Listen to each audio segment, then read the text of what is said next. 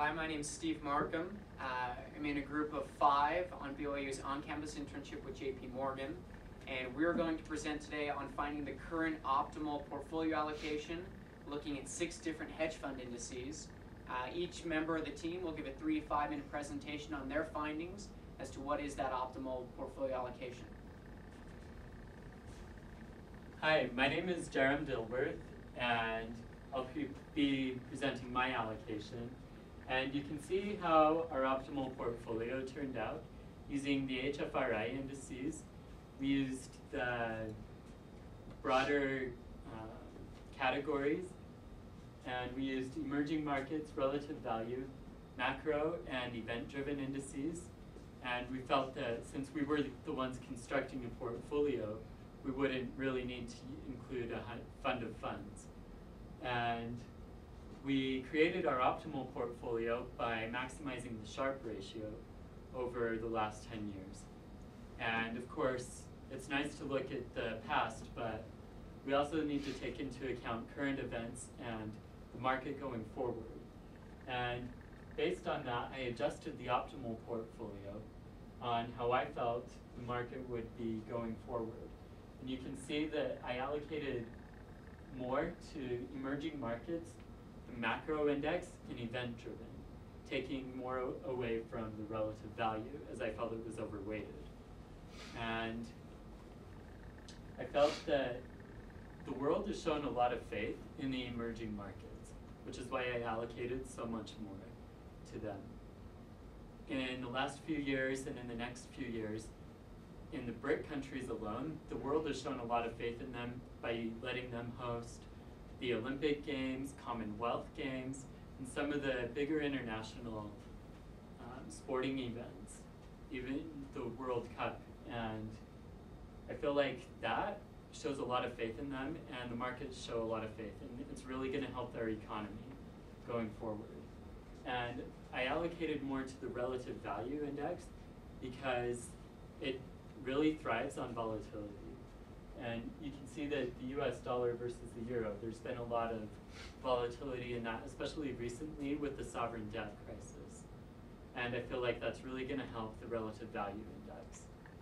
And my VAMI here shows that it really has increased over the last 10 years. And it took a dip in 2008, but it rebounded to essentially the same value and the next year. And so I feel like it's just going to continue moving forward, especially with the allocation that I presented. Carl? Hi, my name is Carl Dixon. In constructing my optimal portfolio, the first thing I did was to look at historical data for the 6 hedge fund indices over the past 10 years.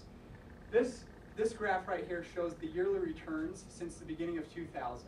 And as you'll notice, this top line, with the green line, represents the emerging markets, which had the highest average annual return of 31.1%, followed by the event-driven and then the relative value strategies.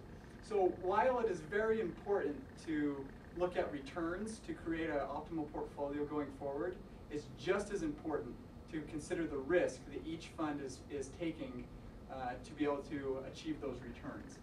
The Sharpe ratio is a great way to be able to benchmark each of these hedge fund indices. So as you'll see here, the relative value index had the highest Sharpe ratio, followed by the event-driven and emerging markets. So what I did to put together my weights for my optimal portfolio was to take each of these different Sharpe ratios, add them together, and then take each index's Sharpe ratio and divide that by the total to get the weights for my optimal portfolio. So here we have the original optimal portfolio that we came up with that had the 4 indices. There's 2 things I want you to take away from this graph.